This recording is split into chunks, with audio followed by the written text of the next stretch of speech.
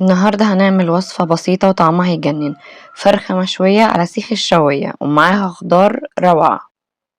في صينية الفرن بنجهز الخلطة الحلوة دي، عبارة عن بطاطس متقطعة وطماطم وبصل وفلفل ألوان. بالنسبة للتوابل هتكون عبارة عن ملح وفلفل أسود فقط. هنقلب بقى كل المكونات دي مع بعض لحد ما تكون البطاطس والخضار متغلفين بالتوابل كلها. هنقلبهم كويس جدا. في الخطوة دي طبعا احنا مولعين الفرن بقالنا 5 دقايق. نبدأ ندخل صينية الخضار دي تحت الفرخة في الفرن. يا ريت لو وصلتوا معايا هنا لاخر الفيديو ما تنسونيش في اللايك وفي الشير وفي المتابعة. ده اول فيديو على قناتي، انا اسمي فاطمة فهمي. هستناكم في فيديو جديد.